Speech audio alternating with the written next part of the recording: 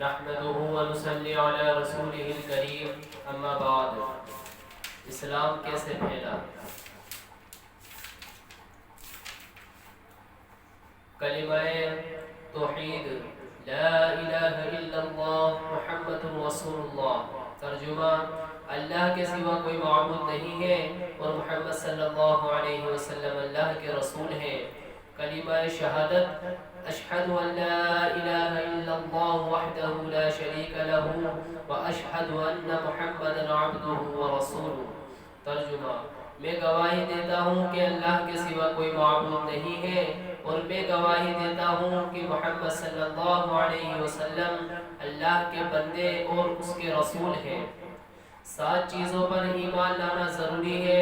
Number 1 اللہ پر، number 2 فرشتوں پر، number 3 اللہ کی چیزوں پر، نمبر 4 اس کے رسولوں پر، نمبر 5 قیامت کے دن پر، نمبر 6 تقدیر پر خواہ وہ اچھی ہو یا بری، اور اس بات پر کہ جو کچھ بھی ہوتا ہے اللہ کی طرف سے ہوتا ہے. نمبر 7 مرنے کے بعد دوبارہ زندہ ہونے پر. اسلام کی بنیاد 5 چیزوں پر ہے. وہ یہ ہے: نمبر 1 کلمہ طیب لا الہ الا اللہ محمد رسول اللہ. نہیں ہے کوئی معبود سوائے اللہ کے، محمد صلی اللہ علیہ وسلم اللہ کے رسول ہیں، کا دل سے ماننا اور زبان سے اقرار کرنا. نمبر 2 نماز روزہ 5 وقت کی نماز فرض ہے. نمبر 3 رمضان المبارک کے مہینے میں پورے روزے رکھنا. نمبر 4 زکوٰۃ ادا کرنا. نمبر 5 حج کرنا. مال اور استطاعت ہو تو حج کرنا فرض ہے. فرض کس کو کہتے ہیں؟ فرض وہ عبادت ہے جو یعنی یقینی دلیل سے ثابت ہو، یعنی اس کے ثبوت میں کوئی شبہ نہ ہو. فرض کا انکار کرنے والا کافر ہو جاتا ہے اور بغیر اجر کے چھوڑنے والا فاسق اور عذاب کا مستحق ہے. فرض کی 2 قسمیں ہیں. فرض عین اس فرض کو کہتے ہیں جس کا ادا کرنا ہر شخص پر ضروری ہو اور بلا اجر چھوڑنے والا فاسق اور عذاب کا مستحق ہے اور وہ گناہگار ہوگا. فرض کفایہ اس فرض کو کہتے ہیں جو 1-2 آدمیوں کے ادا کر لینے سے سب کے ذمے سے اتر جائے، اور اگر کوئی بھی ادا نہ کرے تو سب کے سب گناہگار ہوں گے. واجب کس کو کہتے ہیں؟ واجب وہ عبادت ہے جو جتنی دلیل سے ثابت ہو. واجب کا انکار کرنے والا کافر نہیں ہوتا، ہاں بلا اجر چھوڑ دینے والا فاسق اور عذاب کا مستحق ہوگا. سنتیں کس کو کہتے ہیں؟ سنتیں اس کو کہتے ہیں جس کو رسول اللہ صلی اللہ علیہ وسلم نے یا صحابہ اکرام نے کیا ہو یا کرنے کا حکم فرمایا ہو. سنتیں کی 2 قسمیں ہیں. سنت مؤکدہ اس کام کو کہتے ہیں جسے رسول اللہ صلی اللہ علیہ وسلم نے ہمیشہ کیا ہو یا فرمایا ہو اور ہمیشہ کیا گیا ہو، یعنی بغیر اجر کے کبھی نہ چھوڑا ہو. ایسی سنتوں کو بغیر اجر چھوڑ دینے والا گناہگار اور عذاب کا مستحق ہوگا. سنت غیر مؤکدہ اس کام کو کہتے ہیں جسے حضرت محمد مصطفیٰ صلی اللہ علیہ وسلم نے اکثر کیا ہو لیکن کبھی کبھی بغیر اجر کے چھوڑ دیا ہو. ان سنتوں کے کرنے سے مستحب سے زیادہ ثواب ہے اور چھوڑ دینے سے کوئی گناہ نہیں. مستحب یا نفل ان کاموں کو کہتے ہیں جن کو حضرت محمد مصطفیٰ صلی اللہ علیہ وسلم نے کیا ہو لیکن ہمیشہ اور اکثر نہیں بلکہ کبھی کبھی کیا ہو، یا اس کی فضیلت شریعت میں ثابت ہو. ان کے کرنے سے ثواب ہے اور نہ کرنے سے عذاب نہیں. ادب وہ کام ہے جس کے کرنے سے ثواب ہے اور اس کے چھوڑنے سے نہ کوئی برائی ہے نہ عذاب. حرام کس کو کہتے ہیں؟ حرام وہ کام ہے جس کی ممانعت یقینی دلیل سے ثابت ہو اور اس کا کرنے والا فاسق اور عذاب کا مستحق ہوتا ہے اور انکار کرنے والا کافر ہو جاتا ہے. مکروہ تحریمی وہ کام ہے جس کی ممانعت جتنی دلیل سے ثابت ہو اس کا انکار کرنے والا کافر نہیں مگر گناہگار ہے۔ مکروہ تنزیہی وہ کام ہے جس کو چھوڑنے سے ثواب ہے، کرنے میں عذاب تو نہیں مگر ایک قسم کی برائی ہے۔ صحابی کس کو کہتے ہیں؟ وہ شخص جس نے حضرت محمد مصطفیٰ صلی اللہ علیہ وسلم سے مسلمان ہونے کی حالت میں ملاقات کی ہو اور اسلام ہی پر انتقال ہوا ہو۔ تبعی کس کو کہتے ہیں؟ وہ شخص جس نے کسی صحابی سے مسلمان ہونے کی حالت میں ملاقات کی ہو اور اسلام ہی پر اس کا انتقال ہوا ہو۔ منافق کس کو کہتے ہیں؟ وہ شخص جو زبان سے اپنے آپ کو مسلمان بتاتا ہو اور دل سے کافر ہو۔ فاسق کس کو کہتے ہیں؟ گناہگار کو برا کام کرنے والے کو فاسق کہتے ہیں۔ ایمان کس کو کہتے ہیں؟ ان باتوں کو دل سے ماننا جو حضرت محمد مصطفیٰ صلی اللہ علیہ وسلم نے اللہ کی طرف سے بتائی ہے اور ان کا زبان سے اقرار بھی کرنا۔ حدیث کس کو کہتے ہیں؟ حضرت محمد مصطفیٰ صلی اللہ علیہ وسلم کی باتوں کو حدیث کہتے ہیں، یا اس طرح کہنا کہ وہ قول اور فعل اور تقریر اور حال جس کی نسبت آپ صلی اللہ علیہ وسلم کی طرف ہی ہو۔ نیز صحابہ کرام کے قول و فعل و تقریر اور بتائی کے قول و فعل کو بھی حدیث کہتے ہیں۔ تقریر سے مراد کسی واقعے کے سامنے یا علم میں آنے پر خاموش رہنا، حال سے مراد جسمانی اور اخلاقی احوال ہے۔ قبر کی رات رسول اللہ صلی اللہ علیہ وسلم کے وہ ارشادات جمع کیے ہیں۔ موت کے وقت اور مرنے کے بعد مومن کا احساس اور کافر کی ذلت۔ حضرت براء بن عازب رضی اللہ عنہ فرماتے ہیں کہ ہم رسول اللہ صلی اللہ علیہ وسلم کے ساتھ ایک انصاری کی میت کے ہمراہ قبرستان گئے۔ جب قبر تک پہنچے تو دیکھا کہ قبر کھودی جا رہی ہے اور قبر کی تیاری میں دیر ہے۔ اس وجہ سے نبی کریم صلی اللہ علیہ وسلم بیٹھ گئے اور ہم بھی آپ کے پاس آ کر بیٹھ گئے، اور اتنے ساکت جیسے ہمارے سروں پر پرندے بیٹھے ہیں۔ رسول اللہ صلی اللہ علیہ وسلم کے ہاتھ مبارک میں ایک لکڑی تھی جس سے زمین کورید رہے تھے جیسے کوئی غمگین کیا کرتا ہے۔ آپ نے سر مبارک اٹھا کر فرمایا کہ قبر کے عذاب سے پناہ مانگو۔ 2 یا 3 مرتبہ یہی فرمایا، پھر فرمایا کہ جب مومن بندہ دنیا سے جانے کا اور آخرت کا رخ کرتا ہے تو اس کی طرف آسمان سے فرشتے اترتے ہیں جن کے سفید چہرے سورج کی طرح روشن ہوتے ہیں، ان کے ساتھ جنتی کفن ہوتا ہے اور جنت کی خوشبو ہوتی ہے۔ یہ فرشتے اس قدر ہوتے ہیں کہ جہاں اس کی نظر پہنچے وہاں تک بیٹھ جاتے ہیں۔ پھر حضرت ملک الموت تشریف لاتے ہیں، حتیٰ کہ اس کے سر کے پاس بیٹھ جاتے ہیں اور فرماتے ہیں کہ اے پاکیزہ روح، اللہ کی مغفرت اور اس کی رضامندی کی طرف نکل کر چل۔ چنانچہ اس کی روح اس طرح سہولت سے نکل آتی ہے جیسے مشکیزہ سے قطرہ بہتا ہوا باہر آ جاتا ہے۔ بس اسے حضرت ملک الموت علیہ السلام اپنے ہاتھ میں لیتے ہیں۔ ان کے ہاتھ میں لیتے ہی دوسرے فرشتے جو دور تک بیٹھے ہوتے ہیں پل بھر بھی ان کا ساتھ نہیں چھوڑتے، حتیٰ کہ اسے لے کر جنتی کفن اور جنتی خوشبو میں رکھ کر آسمان کی طرف چل دیتے ہیں۔ اس خوشبو کے متعلق ارشاد فرمایا کہ زمین پر جو بھی عمدہ خوشبو مشک کی ہو سکتی ہے اس جیسی خوشبو ہوتی ہے۔ پھر فرمایا کہ اس روح کو لے کر فرشتے آسمان کی طرف چڑھتے ہیں اور فرشتے کی جس جماعت پر بھی ان کا گزر ہوتا ہے وہ کہتے ہیں کہ یہ کون پاکیزہ روح ہے، اس کا اچھے سے اچھا نام لے کر جواب دیتے ہیں، جس سے دنیا میں بلایا جاتا تھا کہ فلاں کا بیٹا فلاں ہے۔ اسی طرح پہلے آسمان تک پہنچتے ہیں اور آسمان کا دروازہ کھلواتے ہیں، چنانچہ دروازہ کھول دیے جاتے ہیں اور اور اس روح کو لے کر اوپر چلے جاتے ہیں۔ اس طرح ساتویں آسمان تک ہر آسمان کے مقربین دوسرے آسمان تک اسے رخصت کرتے ہیں۔ جب ساتویں آسمان تک پہنچ جاتے ہیں تو اللہ تعالیٰ فرماتے ہیں کہ میرے بندے کی کتاب علیین میں لکھ دو اور اسے زمین پر واپس لے جاؤ، کیونکہ میں انسان کو زمین ہی سے پیدا کیا اور اسی میں اس کو لوٹا دوں گا اور اسی سے ان کو دوبارہ نکالوں گا۔ چنانچہ اس کی روح اس کے جسم میں واپس کر دی جاتی ہے۔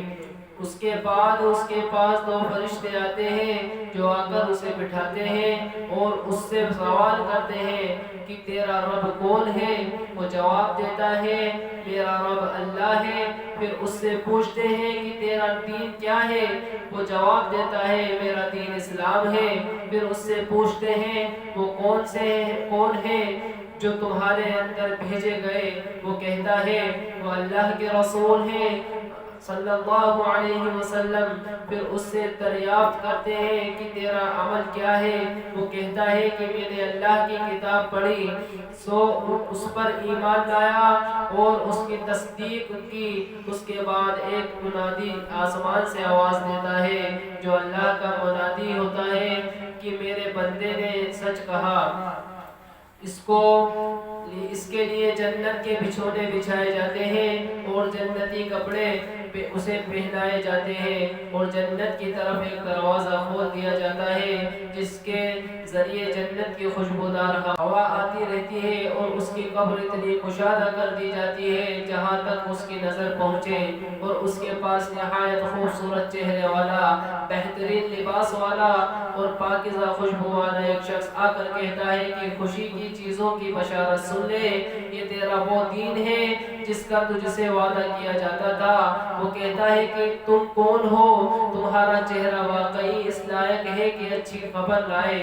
وہ کہتا ہے کہ میں تیرا عمل صالح ہوں۔ اس کے بعد وہ خوشی سے کہتا ہے کہ اے رب قیامت قائم فرما تاکہ میں آپ کی انعامات کردہ نعمتوں میں پہنچ جاؤں۔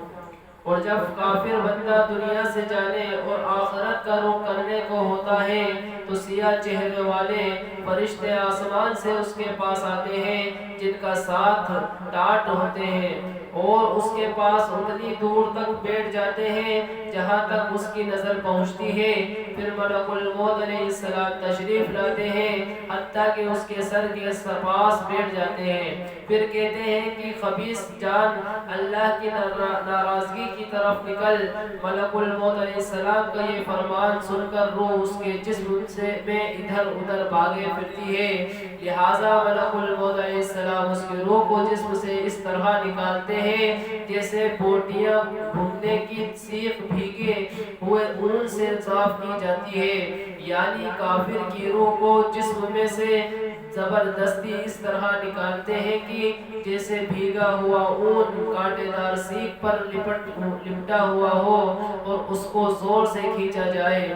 پھر اس کی روح کو ملک الموت اپنے ہاتھ میں لے لیتے ہیں اور ان کے ہاتھ میں لیتے ہی دوسرے فرشتے اس کو جھپٹ لیتے ہیں، پل جھپٹ کے برابر بھی اس کے پاس نہیں چھوڑتے حتیٰ کہ فوراً ان سے لے کر اس کو ٹانٹوں میں لپیٹ دیتے ہیں جو ان کے پاس ہوتے ہیں، اور ان ٹانٹوں میں ایسی بدبو آتی ہے جیسے کبھی کسی بدترین سڑے مردہ لاش سے روئے زمین پر بدبو پھوٹی ہوئی ہو۔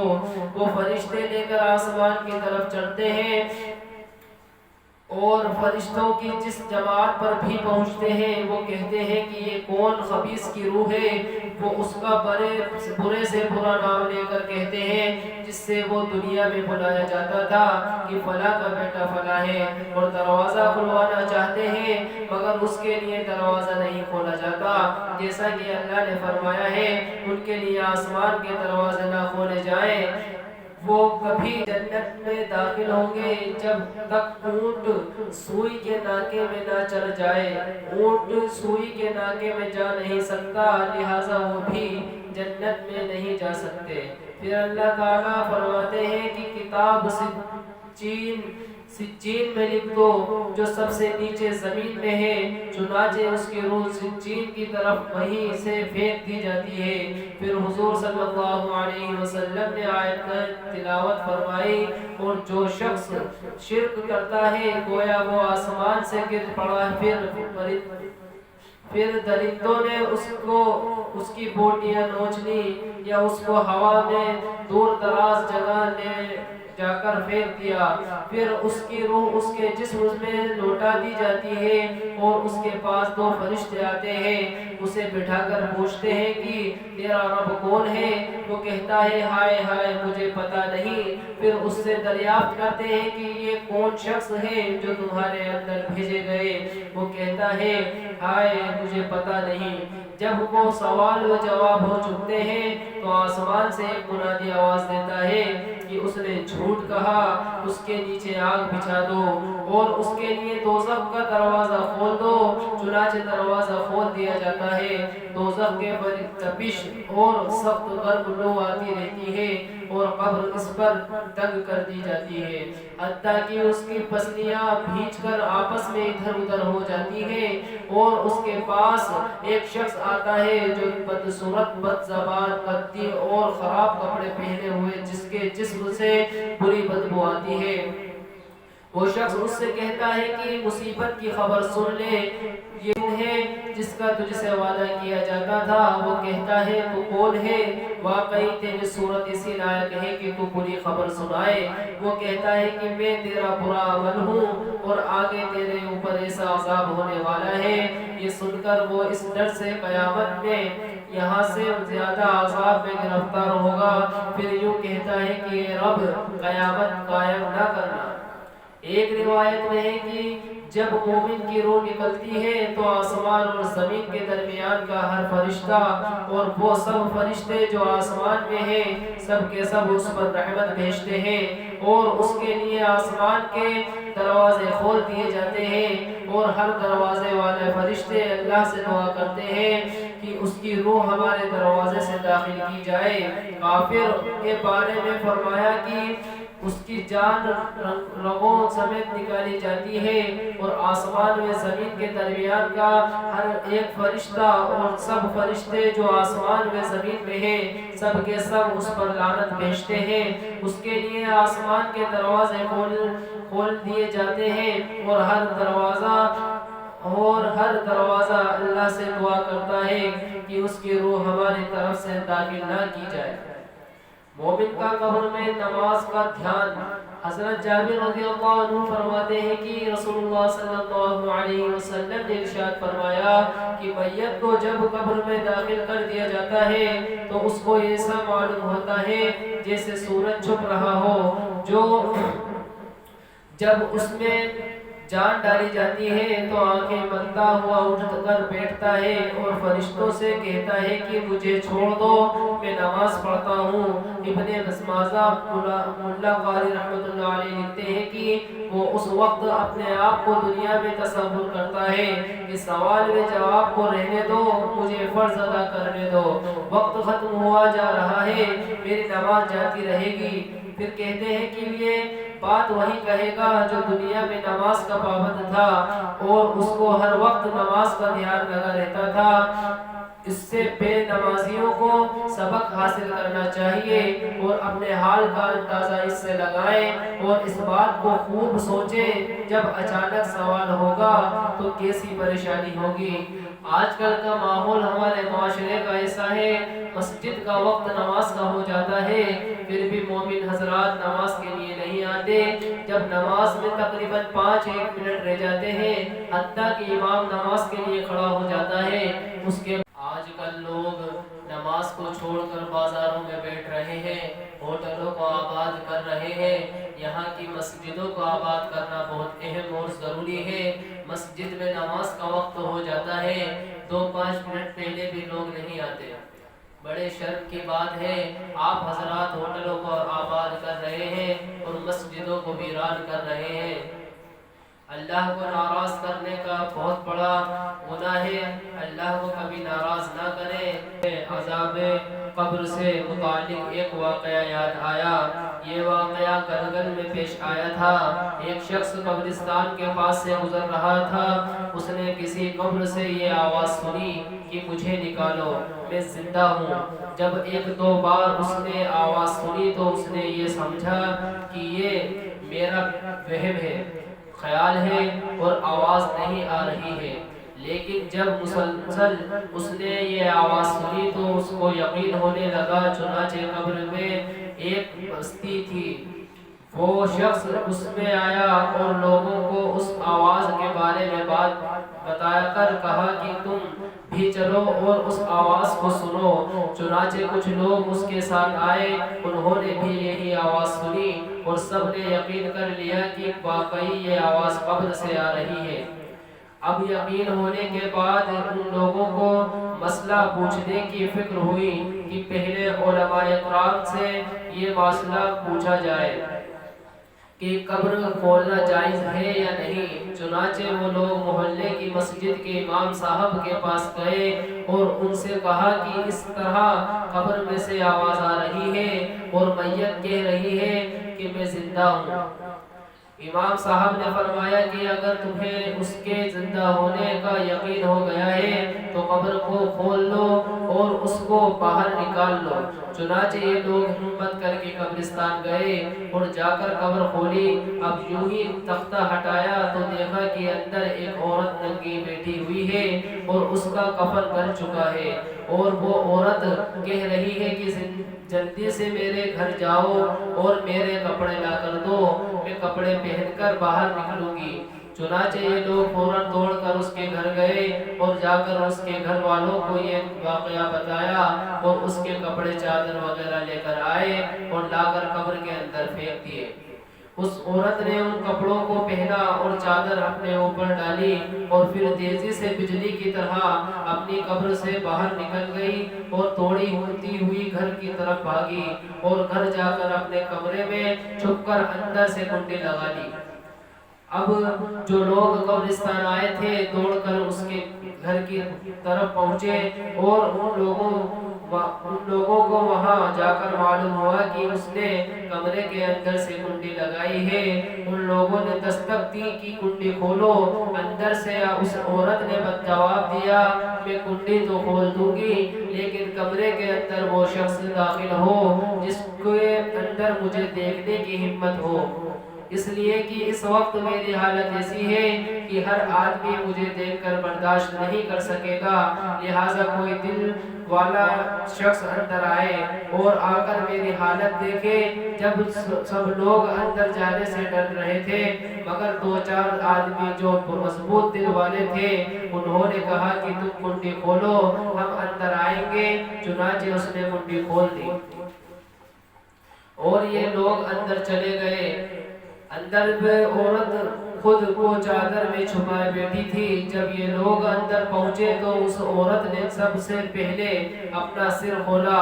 ان لوگوں نے دیکھا کہ اس کے سر پر ایک بھی بال نہیں ہے، وہ بالکل خالی کھوپڑی ہے، نہ اس پر بال ہے نہ خال ہے، صرف خالی ہڈی ہے۔ لوگوں نے اس سے پوچھا تیرے بال کہاں گئے؟ اس عورت نے جواب دیا کہ جب میں زندہ تھی تو ننگے سر گھر سے باہر نکل کر رہتی تھی، پھر مرنے کے بعد جب میں قبر میں لائی گئی تو فرشتوں نے میرا ایک ایک بال نوچا اور اس نوچنے کے نتیجے میں بال کے ساتھ خال بھی نکل گئی۔ اب میرے سر پر نہ بال ہے نہ خال ہے۔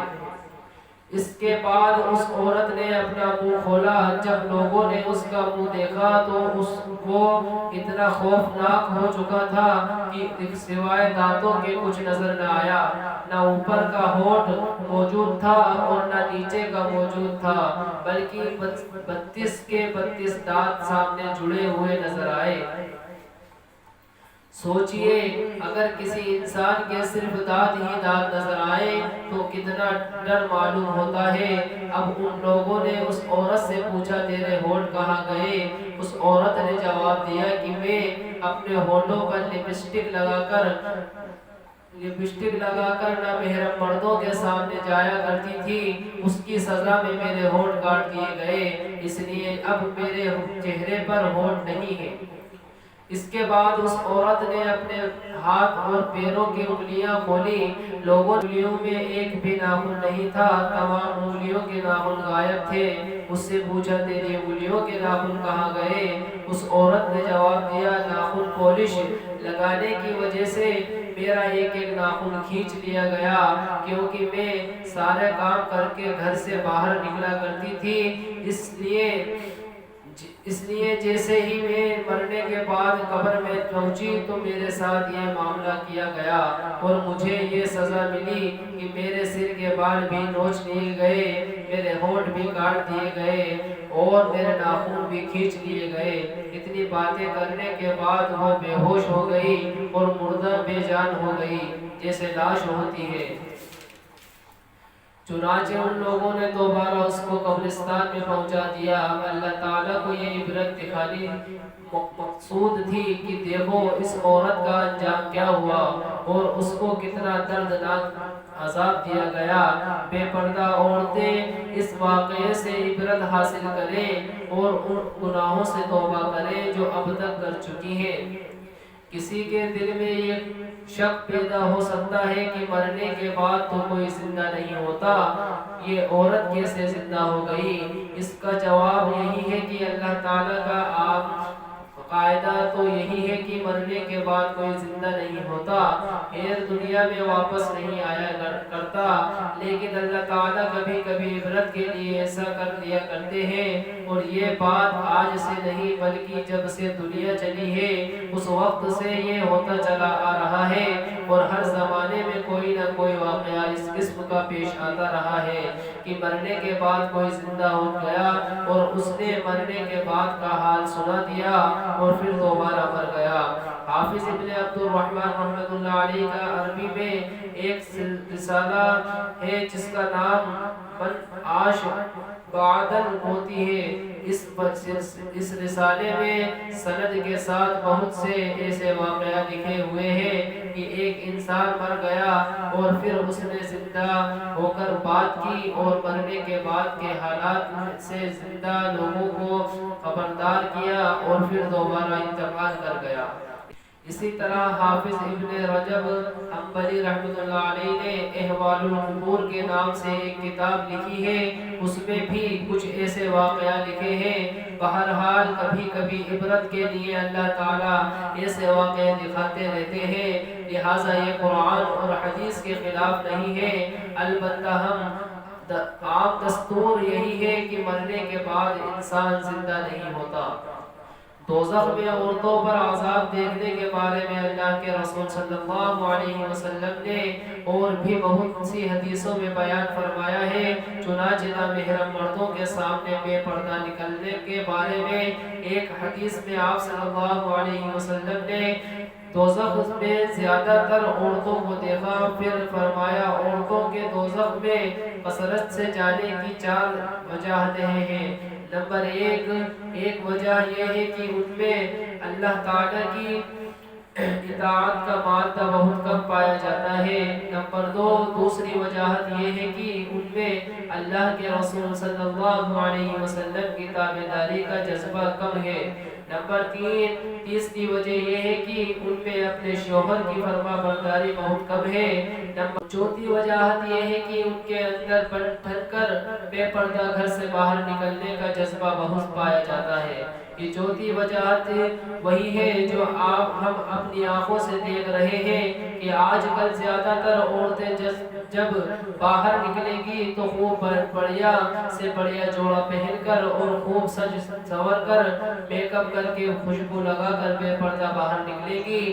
اگر کوئی عورت شرعی پردے میں ہو کر باہر نکلے اور ایسی خوشبو لگا کر نہ نکلے جس کی خوشبو دوسرے نامحرم مردوں تک جائے، یا جو خوب بن سنور کر صرف اپنے شوہر کے سامنے آئے یا اپنے باپ بھائی کی اور بیٹے کے سامنے آئے، تو اس میں کوئی برائی نہیں، جائز ہے، کیونکہ شوہر کے لیے خوب بن سنورنا صرف جائز ہی نہیں بلکہ اچھا ہے۔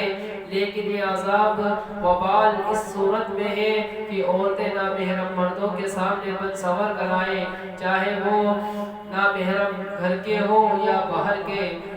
اس وقت یہ کام گناہ حرام اور ناجائز ہے جس سے بچنا واجب ہے۔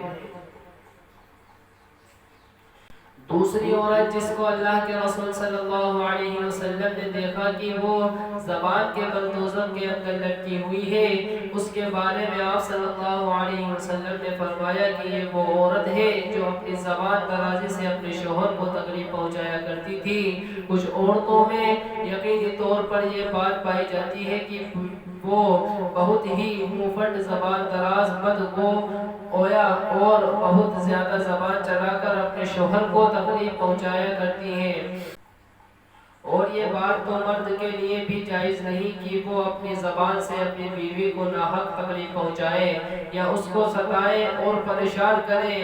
مرد کے لیے یہ بات عذاب اور وبال کا سبب ہے، لیکن اس حدیث میں یہ صفت خاص طور سے عورتوں کے مطابق بتائی جا رہی ہے۔ بات بات پر لڑنا اور بدتمیزی کرنا، ایسی باتیں کرنا جس سے شوہر کا دل دکھے، اس کو تکلیف پہنچے، ایسی عورتوں کے بارے میں یہ عذاب بتایا گیا ہے کہ وہ دوزخ میں زبان کے بل لٹکی ہوئی ہوگی۔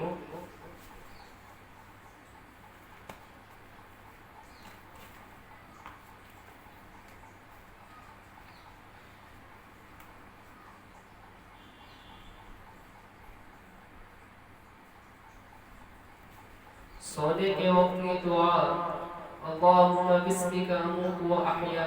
ترجمہ، اے اللہ میں تیرا نام لے کر مروں اور تیرا نام لے کر زندہ رہوں۔ اس کے بعد 33 مرتبہ سبحان اللہ، 33 مرتبہ الحمدللہ اور 34 مرتبہ اللہ اکبر پڑھ کر سویا کرے۔ اس کے بعد 3 مرتبہ استغفر اللہ الذی لا الہ الا هو الحی القیوم واتوب الیہ 3 مرتبہ پڑھیں۔ جب نیند سے بیدار ہو، الحمدللہ الذی احیانا بعدما ما اماتنا والیہ النشور۔ ترجمہ، سب خوبیاں اس اللہ کے لیے ہیں جس نے ہم کو زندہ کیا بعد موت دینے کے اور اسی طرف جانا ہے۔ بیت الخلا جاتے وقت، اللہم انی اعوذ بک من الخبث والخبائث، اے اللہ میں پناہ چاہتا ہوں خبیث جنوں سے، مرد ہو یا عورت۔ بسم اللہ الرحمن الرحیم۔ آج کی بیٹھک میں ہم دوزخ سے متعلق آیت مقدسہ اور مبارک حدیثوں کا کچھ حصہ پیش کر رہے ہیں۔ دنیا کے مختلف دھندوں میں پھنس کر انسان پر غفلت کا پردہ پڑ جاتا ہے۔ زیب و زینت، روزی روٹی کمانے اور دنیا کی رنگینیاں انسان کو اپنی طرف کھینچ کر آخرت سے غافل بنا دیتی ہے، اس لیے جہنم میں لے جانے کا سبب ہوتے ہیں۔ ازلی دشمن، شیطان ازلی دشمن ہے۔ اس نے اللہ کے دربار سے نکالے جانے کے وقت کہا تھا، لئن اخرتنی الى یوم القیامت لأحتنکن ذریته الا قلیلا قال اذهب فمن تبعك منهم فإن جہنم جزاؤکم جزاء موفورا۔ ترجمہ، اگر تو نے مجھے مہلت دے دی قیامت کے دن تک تو میں اس کی ساری اولاد کو اپنے بس میں کر لوں گا سوائے ایک تھوڑی سی مقدار گروہ کے۔ ارشاد ہوا، چل نکل، جو کوئی بھی ان میں سے تیری راہ پر چلے گا تو بے شک تم سب کے لیے جہنم کی سزا ہے۔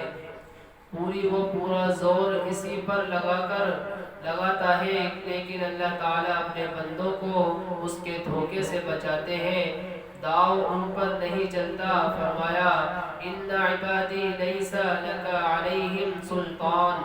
ترجمہ، بے شک جو میرے بندے ہیں ان پر تیرا زور نہ چلے گا۔ انہ لیس لہ سلطان علی الذین آمنوا وعلی ربہم یتوکلون۔ ترجمہ، اس کا کچھ بھی قابو ان لوگوں پر نہیں چلتا جو ایمان لے آئے اور اپنے پروردگار پر بھروسہ رکھتے ہیں۔ بہرحال انسان فطرتی طور پر کمزور ہے، بڑی جلدی شیطان اور اس کی اولاد کے بہکانے میں آ جاتا ہے اور اپنی دین اور آخرت سب خراب کر بیٹھتا ہے۔ منزل مقصود سے دور ہوتا جاتا ہے اور نفس بھی شیطان کا مددگار بنتا ہے۔ نفس کا کام ہی برائی میں لگانا ہے۔ فرمایا ان النفس لامارۃ بالسوء، ترجمہ بے شک نفس اور تو بری بات کا بتلانے والا ہے، انسان کو بہکاتا پھسلاتا اور برائیوں کی طرف راغب کرتا ہے۔ شیطان انسان کے رنگوں اور خون میں داخل ہو جاتا ہے۔ حدیث شریف میں آتا ہے کہ شیطان انسان کے جسم میں خون کی طرح دوڑتا ہے، یعنی جس طرح خون جسم میں جاری میں ساری رہتا ہے، اسی طرح شیطان بھی رہ کر وسوسوں اور مبتلا کرتا اور گناہوں اور نافرمانیوں کی طرف راغب کرتا رہتا ہے۔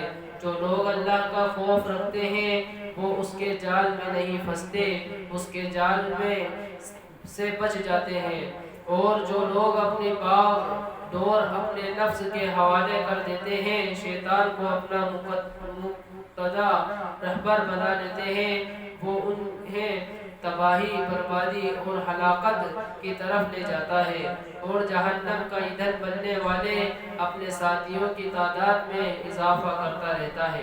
حضرت انبیاء کرام علیہ السلام نے اپنی امتوں کو جہنم سے بچانے اور شیطان کے جال سے چھڑانے کے لیے ان کی خوب سے خوب تربیت اور رہنمائی کی اور ہر طریقے سے انہیں جہنم سے بچانے کی کوشش کی اور اس کی سختی، تباہی اور ہولناکی سے آگاہ کیا، اور خوب نبی کریم صلی اللہ علیہ وسلم نے بھی مبارک حدیثوں میں اس کی تفصیل ذکر کی ہے، جن کا کچھ حصہ آنے والے پنوں میں آپ کے سامنے آ جائے گا۔ اللہ جل شانہ نے قرآن کریم کی بہت ہی آیتوں میں جہنم اور جہنمیوں کا واقعہ ذکر کیا ہے، اس سے بچنے اور دور رہنے کا حکم دیا ہے۔ خوش نصیب ہیں وہ ہستیاں جنہوں نے اللہ جل شانہ کے احکاموں پر عمل کر کے اپنے آپ کو اور اپنے متعلق غریبی لوگوں، عزیزوں اور مسلمانوں کو جہنم کی آگ سے دور رکھا، اور بڑی تباہی، بدبختی اور ہلاکت میں ان بد نصیبوں کے لیے جن کی بدقسمتی نے انہیں ہلاکت میں تباہی کی جگہ پہنچا دیا، شیطان کے بہکاوے میں آ کر وہ صحیح راستے سے بھٹک گئے۔ کاش اللہ تعالیٰ کی عطا کی ہوئی عقل سے کام لیتے تو یہ منحوس دن نہ دیکھنا پڑتا۔ عقل مندی یہ ہے کہ آپ خود اپنی آخرت بنانے کی فکر کریں اور نبی کریم صلی اللہ علیہ وسلم کے حکم کے مطابق عمل کرتے جائیں۔ اگر خیر کی توفیق مل رہی ہے تو یہ اچھے خاتمے کی نشانی ہے، نیکیوں میں دل لگ رہا ہے تو یہ اچھی نشانی ہے۔ خوب نیکیاں کیجئے اور اللہ تعالیٰ کا شکر ادا کرتے رہیے، لیکن اگر دل گناہوں میں لگا ہو، جسم کے انگ بد عمالیوں میں لگ رہے ہوں، فوراً توبہ کیجئے، نہ معلوم کس وقت بلاوا آ جائے، کس وقت آنکھ بند ہو جائے۔ اس لیے کھیل کود، بیکار اور بے فائدہ باتیں، خر مستیاں چھوڑ کر آخرت کی تیاری کیجئے۔ سچے دل سے رب جلال سے گزری ہوئی بد عمالیوں اور گناہوں پر شرمندگی کے آنسو بہا کر سچی توبہ کیجئے اور نیک لوگوں میں نام لکھوائیے اور ان لوگوں میں محشر کے اسباب مہیا کیجئے جن کے بارے میں فرمایا ہے فَأُولَٰئِكَ مَعَ الَّذِينَ أَنْعَمَ اللَّهُ عَلَيْهِمْ مِنَ النَّبِيِّينَ وَالصِّدِّيقِينَ وَالشُّهَدَاءِ وَالصَّالِحِينَ وَحَسُنَ أُولَٰئِكَ رَفِيقًا۔ ترجمہ: تو ایسے لوگ ان کے ساتھ ہوں گے جن پر اللہ نے اپنا خاص انعام کیا ہے، یعنی پیغمبر، صدیقین اور شہید اور نیک لوگ، اور یہ کیسے اچھے ساتھی ہیں۔ اللہ تعالی ہم سب کا خاتمہ بالخیر فرمائے اور جہنم کی آگ سے بچائے، نیکیوں کی توفیق عطا فرمائے اور گناہوں سے بچائے۔ لغت میں جہنم کے معنی نہایت گہری جگہ کے ہیں اور دوزخ بھی نہایت گہری ہوگی، اس لیے اسے جہنم کہا جاتا ہے۔ جوہری لکھتے ہیں کہ جہنم اس آگ کے ناموں میں سے ایک نام ہے جس سے اللہ نافرمانوں، کافروں اور مشرکوں کو سزا دیں گے۔ بعض حضرات نے اسے فارسی میں عربی بنایا گیا لفظ قرار دیا ہے، لیکن دوسرے حضرات نے اسے عربی بنایا لفظ قرار دیتے ہیں۔ آخرت کی آگ کو اس لیے جہنم کہا جاتا ہے کہ بہت گہری ہوگی۔ جہنم کے لفظ سے شریعت میں وہ بدترین ٹھکانہ مراد ہے جو اللہ جل شانہ نے کافروں و مشرکوں کے لیے تیار کیا ہے، اور اس میں طرح طرح کے عذاب ہوں گے جن کی تفصیل قرآن کریم کی مختلف آیتوں اور بے شمار حدیثوں میں موجود ہے۔ جہنم کی آگ، جہنم کیا ہے؟ لیجئے اس کا کچھ مختصر سا نقشہ پڑھ لیجئے۔ اللہ تعالیٰ نے کافروں کے لیے ایسی خطرناک آگ تیار کر رکھی ہے جو انہیں جلا کر بھون دے گی۔ بے شک جن لوگوں نے ہماری نشانیوں کے ساتھ کفر کیا، ہم انہیں جلد ہی دوزخ کی آگ میں جھونکیں گے۔ جب کبھی ان کی خالیں پک جائیں گی، ہم ان کی خالوں کو بدل کر دوسری کر دیا کریں گے۔ اللہ کہے گا، شامل ہو جاؤ دوزخ میں جنات اور انسان کے ان گروہوں کے ساتھ جو تم میں سے پہلے گزر چکے ہیں۔ جس وقت بھی کوئی نئی جماعت دوزخ میں داخل ہوگی، اس کی ہم رنگ دوسری جماعت اس پر لعنت کرے گی، یہاں تک کہ جب سب ہی اس میں جمع ہو جائیں گے تو وہ اس وقت ان کے پچھلے اپنے اگلوں کے بارے میں کہیں گے کہ اے ہمارے پروردگار، انہی نے تو ہم کو گمراہ کیا تھا، تو انہیں دوزخ کا عذاب زیادہ دے۔ اللہ کہے گا، زیادہ تو سب ہی کا عذاب ہے، لیکن تمہیں علم نہیں ہے۔ اس کے آگے دوزخ ہے اور اسے پیپ لہو پانی پلایا جائے گا، وہ اسے گھونٹ گھونٹ پیائے گا اور وہ حلق سے نہ اترے گا، اور ہر طرف سے اس پر موت آئے گی اور وہ کسی طرح مر نہ سکے گا، اور ان کے ایک اور سخت عذاب کا سامنا کرنا ہوگا۔ جہنم میں دوزخیوں کو آگ کے کپڑے پہنائے جائیں گے، اوپر سے گرم پانی ڈالا جائے گا، گرز سے سر کو کاٹا جائے گا۔ وہاں سے بچنے کے لیے بھاگنا چاہیں گے لیکن سب راستے بند ہوں گے۔ فرمایا، سو جو لوگ کافر ہیں ان کے لیے آگ کے کپڑے کاٹے جائیں گے، ان کے سروں کے اوپر گرم پانی چھوڑا جائے گا۔ علیکم ورحمۃ اللہ وبرکاتہ۔ تمام امت محمدی سے میری گزارش ہے، میرا چینل عامر خان ٹاک کے نام سے ہے، آپ اس چینل کو سبسکرائب کریں، بیل آئیکن بٹن کو دبا کر پریس کریں تاکہ آنے والی نوٹیفیکیشن آپ کو ملتی رہے، اور جو ویڈیو میں آپ تک پہنچاتا ہوں اس کو سنیں ہی نہیں بلکہ اس پر عمل بھی کریں، اپنے گھر والوں کو بتائیں، دین کی زندگی گزاریں، پابند نمازی بنیں، 5 وقت کی نماز کی پابندی کریں، اور نماز کے وقت نماز کے لیے ان کو متوجہ کرو کہ نماز کا وقت ہو گیا ہے، نماز کے لیے چلیں۔ ماں بہنوں سے بھی نماز کی کہو کہ پابندی نماز کے ساتھ پڑھیں، 5 وقت کی نماز پڑھیں، پابندی سے نماز پڑھیں۔ وآخر دعوانا الحمدللہ رب العالمین۔ السلام علیکم، میں ایک طالب علم ہوں جو میں حدیث شریف کے مطابق ویڈیو بناتا ہوں، مجھ سے جانے انجانے میں کوئی خطا ہو جائے پڑھنے میں یا لفظوں کی ادائیگی میں تو مجھے معاف فرمائیں۔